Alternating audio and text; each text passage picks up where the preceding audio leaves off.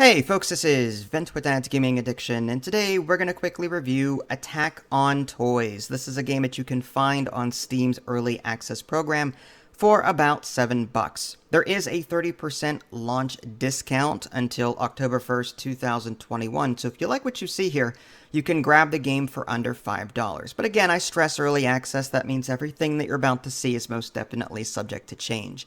This is a game that I played and covered back when it was on itch.io. I think I have 2 or 3 videos out there. And this is an Army Men game at its heart. I remember as a younger adult, playing the Army Men games on Super Nintendo and other things. You were Sarge typically, and you went from level to level in a first-person / third-person capacity, just shooting the tan armies up. But there was even like an RTS Army Men game that I had. Anyway, so Attack on Toys at its heart is a real-time strategy game.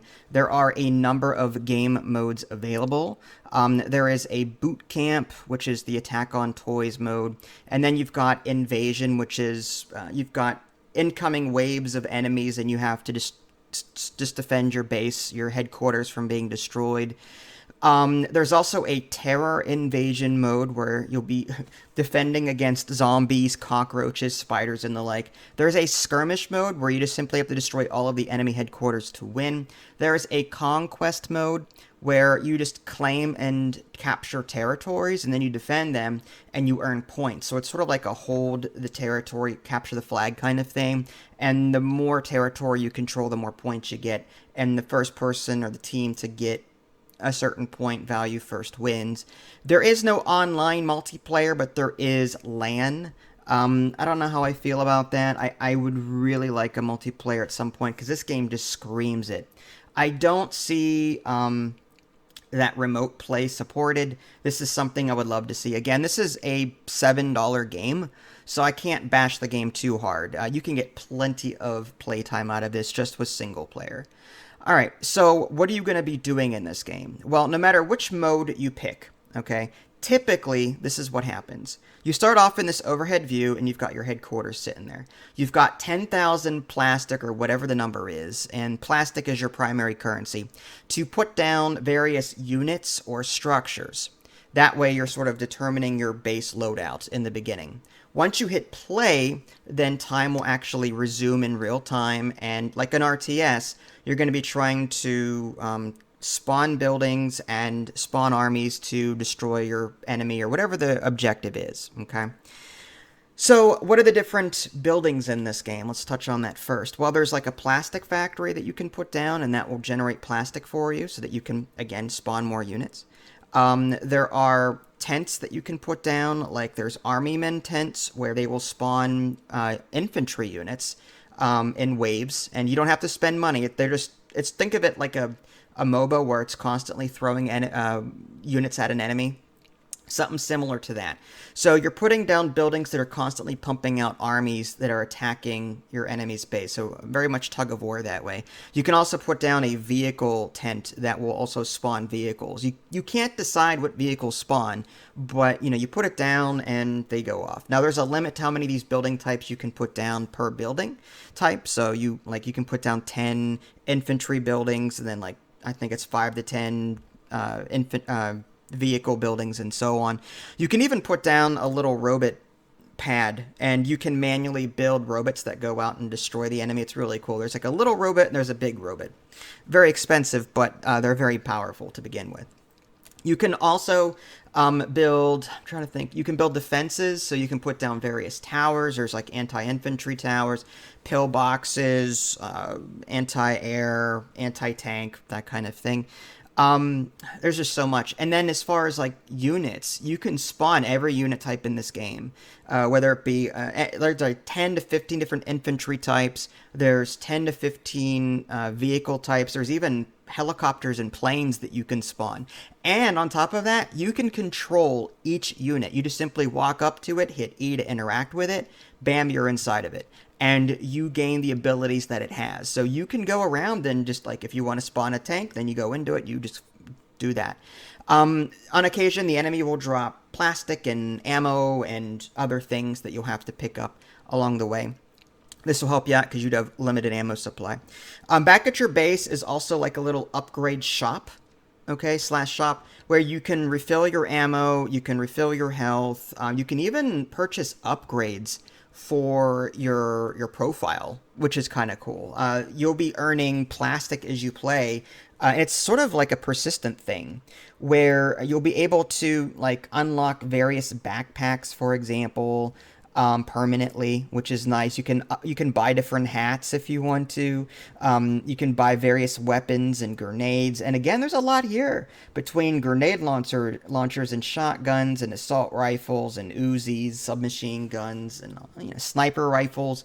There's a lot here, guys. I'm just saying. And there's also the ability to start creating your own squad. You earn these ribbons. And as you earn ribbons, you can then unlock squad members that you can then assign to your personal like posse, and they will follow you around and do things. That's in addition to spawning units.